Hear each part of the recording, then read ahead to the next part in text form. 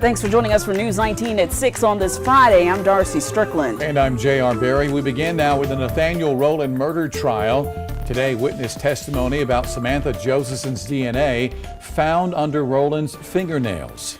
We also learned Rowland's DNA was found on the murder weapon, but other DNA was also found, and the defense questioned the reliability of the DNA evidence. News 19's Kaylin Hagwood has today's recap.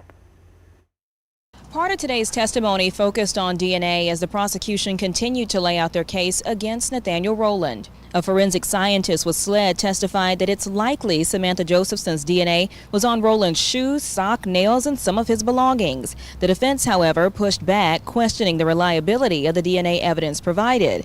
They said in opening statements that Rowland's DNA was not found on Josephson, but DNA of others was, and maintain he's innocent in the crime. Also today, agents said they found blood on Rowland's clothes and that his phone tracked from the 5 Points area to near where her body was found following her disappearance. The defense questioned the accuracy of this as well. The prosecution continued with a fingerprint analyst who said Josephson's footprint was found inside Rowland's car. The person who left the inked impression also left the unknown impression.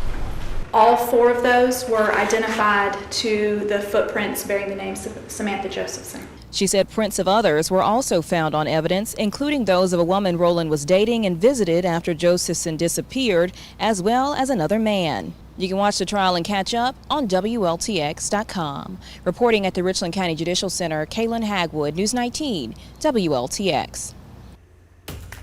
Our team coverage continues with News 19's Emily Correll and a closer look at the timeline prosecutors laid out during today's testimony. Friday morning in court, 2 testimonies provided many time frames of where prosecutors say Nathaniel Rowland was suspected in the hours around Samantha Josephson's killing. We laid out that timeline for you based on 2 things: ATM video recovered from 2 Wells Fargo locations that prosecutors believe Rowland was attempting to use Josephson's debit card, as well as reports of where Rowland's phone pinged off of towers throughout the night and early morning hours, which only gives a general area. A former SLED investigator testified that starting around 2 a.m., both Rowland and Samantha's phones pinged off a cell tower in the 5 Points area. Of course, that's where she was last seen. Then around 2:15, both phones pinged towards the Rosewood area. This is when we lose Samantha's records, but we continue on with Rowland. Between 3:40 and 4:45 a.m., prosecutors say Rowland's phone makes its way down to the Turbyville and New Zion area. Now this, of course, is where Josephson's body was found. It begins traveling back towards the Columbia area around 5:12 a.m. SLED says around 5:45, it pings close to the Westmart Plaza in Sumter, around this area.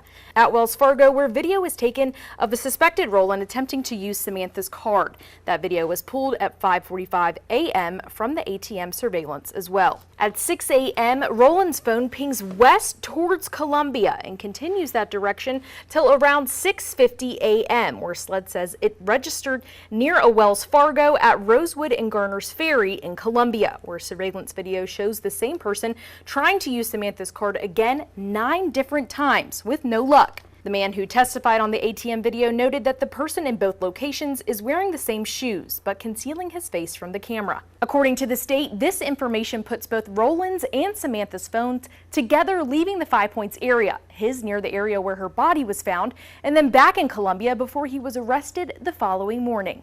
In the studio, I'm Emily Correll, News 19, WLTX. Well, testimony is still continuing right now. You can watch the trial as it happens live on the WLTX app, on our website at WLTX.com, or on our News 19 YouTube channel.